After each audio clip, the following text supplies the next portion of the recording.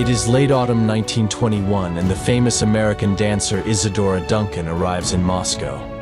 Over the years, she has suffered many misfortunes, most devastatingly the death of her children. So when Russia, a country for which ballet is almost a religion, offered to fund her own dance school in Moscow, she decided to accept.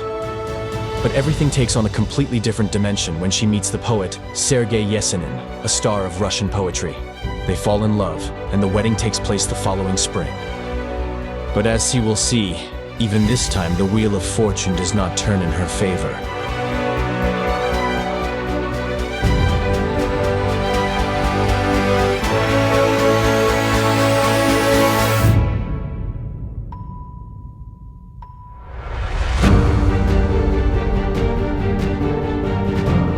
Isadora Duncan was born in May 1877 in San Francisco, the youngest of 4 siblings. His father worked as a banker, but he did not live with the family for long. His mother left him shortly after Isadora was born, as it turned out that he was embezzling money. From then on, they were rather poor. However, little Isadora loved to dance, and so at an early age, she started spontaneously demonstrating her moves to other children and explaining to them the correct way to dance. At the age of 10, she even stopped going to school. She found it full of uselessness and distractions.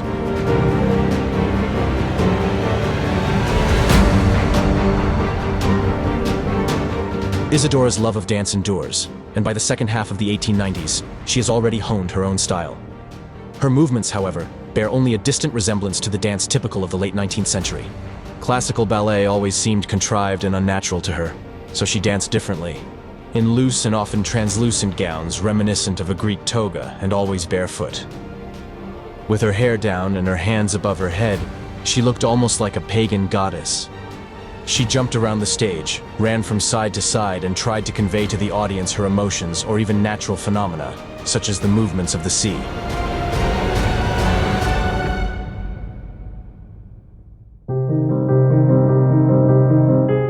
Her dancing just doesn't resemble anything America has seen before. And although at the age of 19, Isadora gets brief engagements in Chicago and New York, it turns out that the United States are not yet ready for her art. So in 1898, she buys tickets with her hard-earned money and sails to Europe. As it soon turns out, it's a good decision. Audiences from London to Paris are fascinated by her avant-garde dancing. There has never been anything like it. Isadora Duncan soon becomes famous throughout Europe.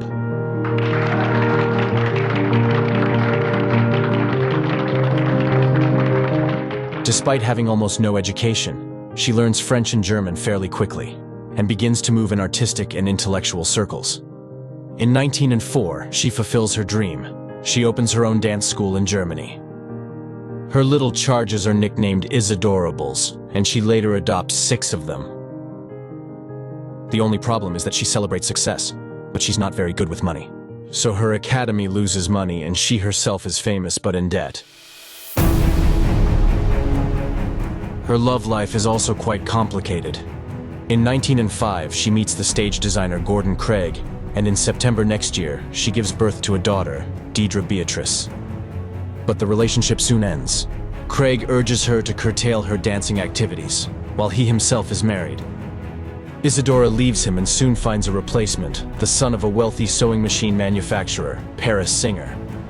He would give her everything, but even that wouldn't be enough. Isadora leaves him too, even though they have a son, Patrick Augustus.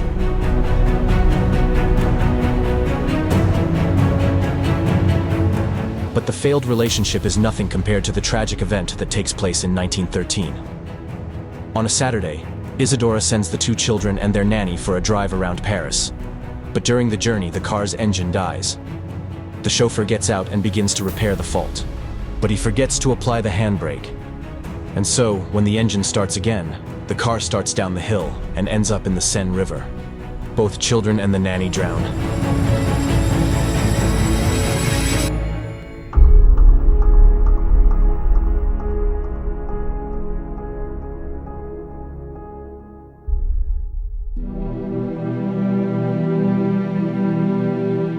The devastated Isadora recovers for many months on the Greek island of Corfu, and then spends several weeks in the Italian seaside resort of Viareggio.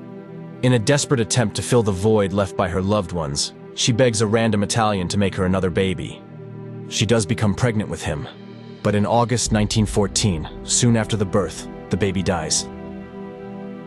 Isadora tries to counteract the ongoing tragedies with work, and she founds a new dance school in Paris.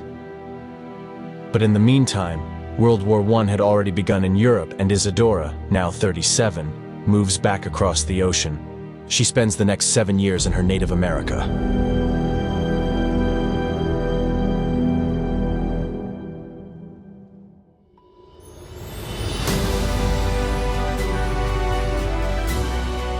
But this time everything is different. During her time in Europe, she has built up a great reputation, and suddenly in the United States, her dancing is not considered strange or offensive. She is dancing in New York, her modern productions are popular, and even though she is now over 40, she is still selling out. But once the war is over, she begins to think of returning to her beloved Europe. We are now in 1921, and post-revolutionary Bolshevik Russia has an interesting proposition. If Isadora moves to Moscow, she will be given a luxurious villa, and the state will fund her new dance school. Isadora doesn't think twice and accepts. Nothing in America holds her back. Russia has always been a country promised to dance, and she is also attracted to some communist ideas.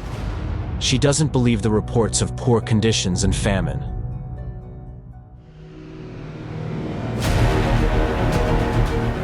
She starts teaching 20 gifted Russian girls and soon meets Sergei Yesenin, 18 years her junior, a poet whose verses are adored by the Russians. She doesn't speak much Russian, and he doesn't speak much English either, but they fall madly in love. In May next year, the wedding takes place, and Isadora even accepts Russian citizenship. But the more they get to know each other, the more it becomes clear that Yesenin is not only a great poet, but also an unstable bohemian with drinking habits. The relationship sours, so Isadora decides to take her husband with her on a tour of Europe and the United States. She looks forward to Sergei being able to present his poems to the West. But the reality is different. While Isadora is a star, Yesenin with his Russian poetry is of no interest to anyone.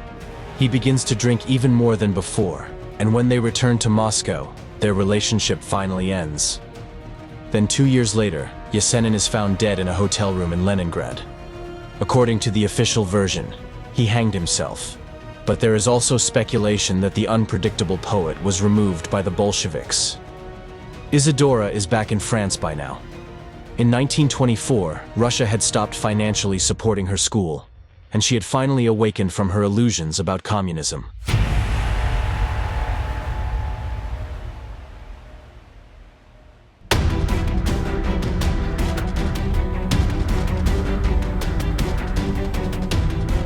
The second half of the 20s is rather unfortunate for her. She is almost 50, no longer dances, and often gets drunk in public. She lives alternately in France and other countries around the Mediterranean, and, despite her financial problems, lives on credit in the most luxurious hotels and seeks the company of young men. Her affair with the mechanic Benoit Falchet eventually proves fatal. On the 14th of September 1927, he takes Isadora for a ride in his convertible in Nice. But after a few meters, her long, flowing scarf gets caught in the rear wheel, and a mighty jerk breaks her neck. Isadora Duncan dies at the scene.